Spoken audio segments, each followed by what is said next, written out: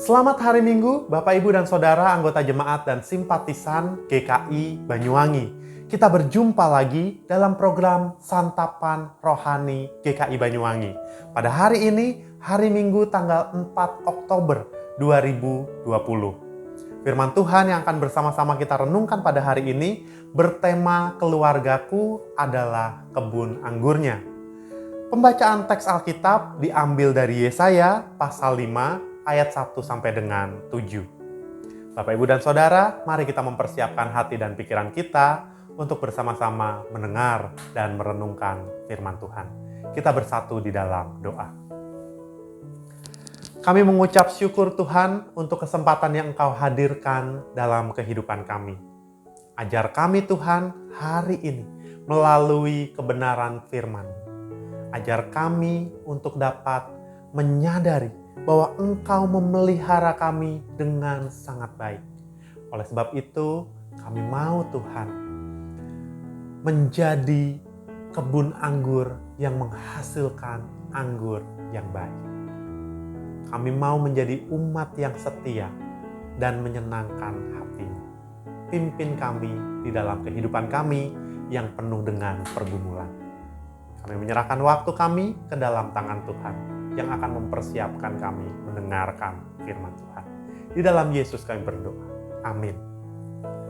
Bapak, Ibu, dan Saudara, mari bersama-sama kita membuka bagian Alkitab kita dari Yesaya pasal 5 ayat 1 sampai dengan 7. Aku hendak menyanyikan nyanyian tentang kekasihku. Nyanyian kekasihku tentang kebun anggurnya. Kekasihku itu mempunyai kebun anggur di lereng bukit yang subur.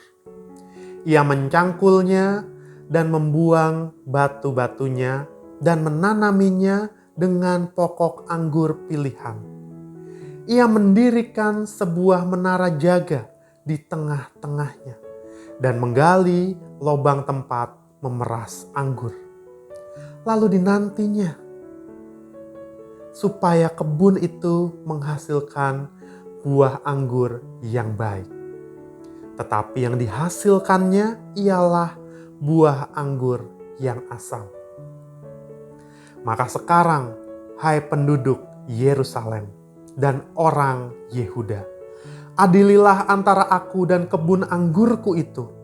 Apatah lagi yang harus diperbuat untuk kebun anggurku itu yang belum kuperbuat kepadanya?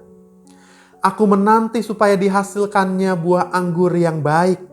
Mengapa yang dihasilkannya hanya buah anggur yang asam?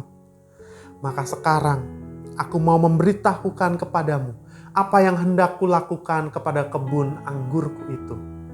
Aku akan menebang pagar durinya sehingga kebun itu dimakan habis, dan melanda temboknya sehingga kebun itu diinjak-injak.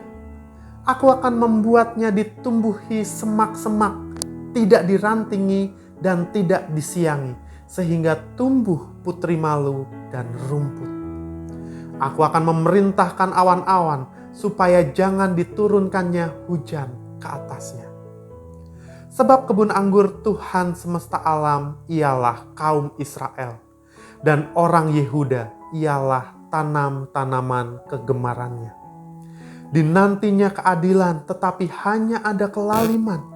Dinantinya kebenaran, tetapi hanya ada keonaran. Demikianlah firman Tuhan. Yang berbahagia adalah setiap kita yang mendengarkan firman Tuhan, lalu memelihara di dalam kehidupan kita. Haleluya. Bapak, Ibu, dan Saudara, hari ini kita berbicara tentang kebun anggur. Yesaya menyampaikan perumpamaan kebun anggur ini dalam nuansa nyanyian.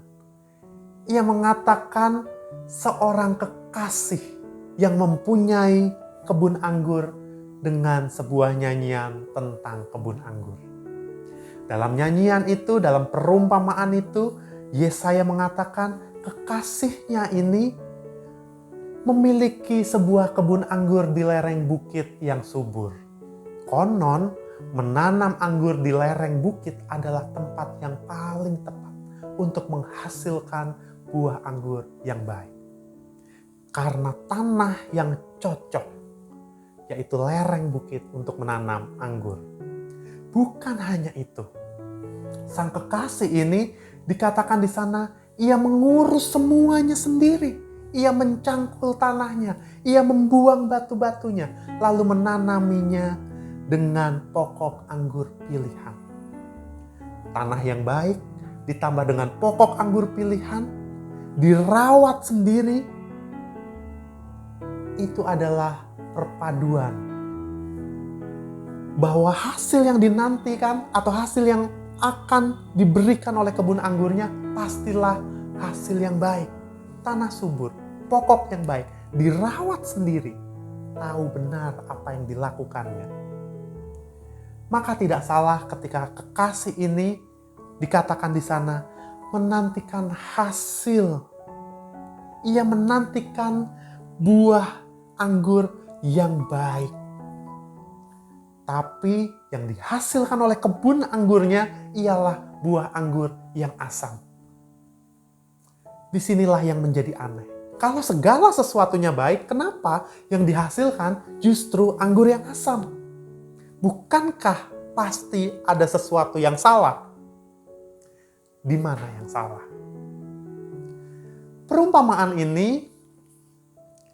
Perumpamaan tentang kebun anggur ini, di dalam teks yang kita baca dengan jelas dikatakan, sebab kebun anggur Tuhan semesta alam ialah kaum Israel. Kebun anggur ini adalah gambaran kehidupan tentang bangsa Israel. Ketika dikatakan bahwa sang kekasih ini merawat sendiri kebun anggurnya dengan memberikan segala sesuatu yang baik, mau dikatakan bahwa Tuhan memelihara bangsa Israel dengan segala sesuatu yang baik. Segala keperluan bangsa Israel diberikan. Tak ada yang kurang. Bahkan dikatakan di dalam ayat yang keempat, apatah lagi yang harus diperbuat untuk kebun anggurku itu yang belum kuperbuat kepadanya. Dikatakan di sana, apalagi yang harus kuperbuat yang belum kuperbuat. Segala yang terbaik sudah dilakukan Tuhan Allah untuk Israel, umat pilihan, bangsa pilihan Tuhan. Tetapi kenapa bangsa pilihan Tuhan tidak menghasilkan buah yang baik? Kenapa bangsa pilihan Tuhan justru menghasilkan buah anggur yang asam di dalam perumpamaan yang disampaikan oleh Nabi Yesaya? Tentu di sini kembali lagi, bukan soal bagaimana perawatan, bukan soal dari mana mereka berasal. Sudah jelas dikatakan Tuhan memberikan segala sesuatu yang baik. Tuhan mengajarkan segala sesuatu yang baik di dalam kehidupan bangsa Israel dalam berbagai pergumulan dan petualangan hidup mereka. Tapi kenapa bukan sesuatu yang baik yang dihasilkan? Oleh sebab itu, Tuhan mengatakan rencananya.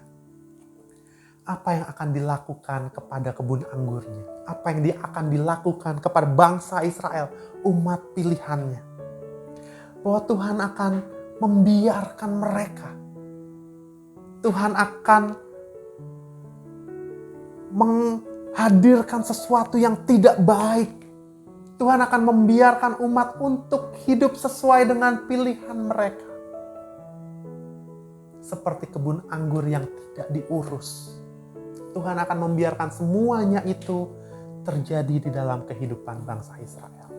Dan benar saja, bangsa Israel ada di dalam masa-masa yang sulit. Bangsa Israel ada di dalam penjajahan bangsa-bangsa di sekitarnya. Bahkan akhirnya sampai dibuang ke Babel. Bapak, Ibu, dan Saudara, ketika hari ini kita diajak untuk membaca teks ini, hari ini kita juga sedang diajak mempergumulkan hal itu. Tuhan telah memelihara kita dengan segala sesuatu yang baik. Tuhan memelihara kita dengan setiap berkat yang Tuhan hadirkan. termasuk di dalam situasi pandemi saat ini. Tuhan menghadirkan berkat yang cukup, berkat yang kita perlukan. Mungkin kita merasa pandemi ini masa yang sulit, saya kurang ini, saya kurang itu. Tapi bukankah kehidupan kita tetap Tuhan pelihara? Bukankah Tuhan selalu menghadirkan berkat-berkat yang tidak terduga untuk kehidupan kita, untuk kehidupan keluarga kita? Tuhan sedang menunjukkan kepada kita bahwa kita adalah kebun anggur miliknya. Bahwa keluarga kita juga adalah kebun anggur milik Tuhan. Dan kita diajak juga untuk menyadari ketika kita ini adalah kebun anggur milik Tuhan, maka Tuhan menantikan hasil yang baik dari kehidupan beriman kita. Masa pandemi ini janganlah membuat kita menjadi jauh dari Tuhan dengan mengatakan, saya tidak bisa beribadah di gereja, maka saya lebih baik tidak ibadah. Karena ibadah online itu beda rasanya. Tuhan tidak menginginkan itu. Tapi Tuhan mau kita tetap bertumbuh di dalam iman percaya kita. Kalau kita cuma bisa online saat ini, mari kita nikmati ibadah online itu. Sehingga iman kita pada Tuhan tetap bertumbuh. Dan di dalam iman yang bertumbuh itu, kita dapat menghasilkan buah yang baik di dalam kehidupan kita. Di tengah krisis pandemi COVID-19 seperti sekarang ini. Saya yakin dan percaya, Bapak, Ibu, dan Saudara, Tuhan punya rencana yang baik melalui setiap pemeliharaan kehidupan kita. Tuhan mau kita menghasilkan buah yang baik. Buah di dalam ketaatan, di dalam kesetiaan. Tuhan mau kita menjadi orang-orang yang terus mewartakan kebenaran firman Tuhan dalam apapun keadaan hidup kita. Kalau saat ini kehidupan kita susah, benar, hidup kita lagi susah. Tapi Tuhan memelihara, maka itulah yang harus kita wartakan. Hidup saya yang susah di masa pandemi ini, Tuhan pelihara dengan berkat-berkat yang begitu ajaib. Bapak, Ibu, dan Saudara, hari ini saya mengajak setiap kita untuk dapat mengingat berkat yang Tuhan hadirkan di dalam kehidupan kita dalam masa pandemi ini. Bukankah ada begitu banyak berkat Tuhan? Ketika Tuhan mengatakan kita adalah kebun anggur milik, keluarga kita adalah kebun anggur milik Tuhan. Kita diajak bersama-sama dengan keluarga kita untuk menghasilkan buah yang baik. Oleh sebab itu, mari kita mengingat berkat Tuhan, pemeliharaan Tuhan kepada kita dan keluarga kita di dalam masa pandemi ini, di dalam masa-masa yang sulit ini. Mari kita mengingat itu. Kemudian kita mengucap syukur.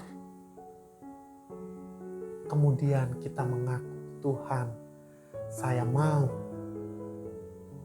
bertumbuh di dalam iman kepadamu. Meskipun situasi sulit, tapi Engkau memelihara saya. Mari kita menemukan berkat Tuhan, lalu kita mengucap syukur dan meminta pertolongan Tuhan untuk menguatkan iman kita. Mari kita merenungkannya di dalam doa. Kita berdoa. Bapa kami yang di surga, hidup kami di dalam masa pandemi ini memang tidak mudah. Tapi berkat penyertaan-Mu sungguh nyata hadir dalam hidup kami. Oleh sebab itu Tuhan, kami mau merenungkan berkat yang telah kami terima. Lalu kami mau mengucap syukur. Dan kami mau Engkau menolong kami untuk terus bertumbuh di dalam iman percaya kami kepadamu. Ajar kami Tuhan untuk menyadari bahwa kami adalah umat kepunyaan-Mu. Maka kami mau tetap setia dan berpegang teguh pada kebenaran firman-Mu. Terima kasih untuk firman yang telah menguatkan kami di dalam situasi yang berat ini. Di dalam nama Tuhan Yesus Kristus kami berdoa. Amin. Bapak, Ibu, dan Saudara, demikianlah renungan firman Tuhan pada pagi hari ini. Mari kita melanjutkan aktivitas kita dengan semangat bahwa kita dan keluarga kita adalah milik Tuhan dan Tuhan menginginkan kita menghasilkan buah yang baik. Selamat melanjutkan aktivitas. Tuhan Yesus memberkati. Sampai jumpa.